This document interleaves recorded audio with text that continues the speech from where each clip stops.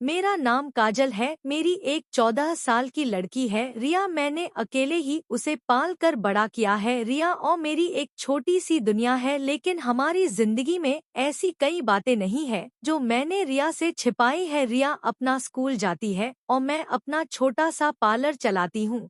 जिंदगी हम दोनों की आराम से कट रही है। हमें एक दूसरे के अलावा कभी किसी की जरूरत नहीं पड़ी, लेकिन उस दिन के बाद शायद हमारी जिंदगी में फिर कोई आने वाला था। मैं पार्लर का सामान लाने के लिए शहर गई थी। रिया को साथ नहीं ले गई थी, वो घर पर ही थी। जिंदगी में ऐसा होता है, कभी कभी अचानक ही हमें कुछ सरप्राइज दे देती है। मेरे सामने अजय था, एकदम अचानक ही आकर वो मेरे सामने आ गया। उसके लिए भी शायद ऐसा ही था। हम दोनों एक दूसरे को देखकर एकदम चुप हो गए। इतने सालों के बाद मिले थे, लेकिन बात करने को कुछ नहीं था। अजय वो था जिससे मैं शादी करना चाहती थी। हम दोनों एक दूसरे से प्यार करते थे, लेकिन हमारी किस्मत की वजह से हम दोनों साथ नहीं रह पाए। अजय इसी शहर में आ गया था। अजय ने कहा कि उसने बहुत मुझे ढूंढा, लेकिन मैं अपना नंबर बार बार बदल देती थी। इस कारण उसकी मुझसे बात या मिलना नहीं हो पाया था। अजय आज भी मुझसे प्यार करता है, उसकी आंखों में मुझे दिखाई दे रहा था। वो बोला कि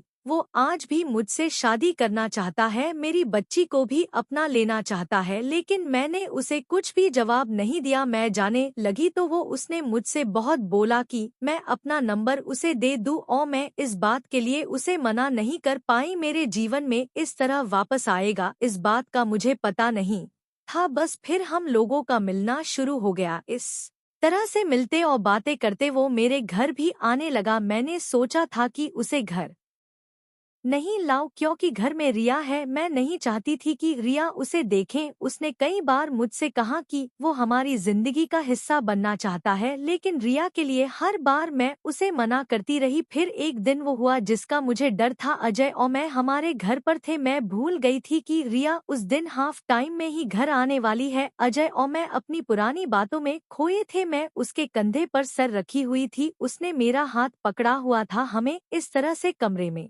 रिया ने देख लिया। वो मम्मी कहती अंदर आई थी और एकदम से चुप हो गई। उसका चेहरा ही बदल गया। अजय वहां से चला गया। मुझे पता था कि अब रिया क्या सोच रही है। हमेशा खुश और मस्ती करने वाली मेरी बेटी आज चुप थी। मेरी हिम्मत भी नहीं हो रही थी कि उसको जाकर समझाऊं, उसे वो सब बताऊं जो आज तक मैंने उसे नहीं बताया है। मैंने शाम तक का इंतजार किया। रिया बहुत ही अच्छी बच्ची है, उसने खुद आकर मुझसे बात की। उसने पूछा यह कौन थे, अगर आप मुझसे कुछ बात करना चाहती है तो कर सकती है। रिया ने फिर मुझसे पूछा आपने जो आज तक कहा वो मैंने माना है। मुझे लगा कि आप हमेशा मुझे सच बताती है और मुझसे कुछ छिपाती नहीं है। मैं चाहती हूँ कि आप मुझे इस बारे में भी बताएं। आप अपना फैसला ले सकती है। आप दूसरी शादी करना चाहती है तो कर सकती है। हमारी यह बात चल ही रही थी कि अजय फिर अचानक ही वहां आ गया। उसे देखकर इस बार मैंने कहा कि तुम फिर क्यों आ गए। अजय ने कहा कि मैं नहीं चाहता कि मेरी गलती की वजह से तुम्हारी बच्ची तुम्हें गलत समझे,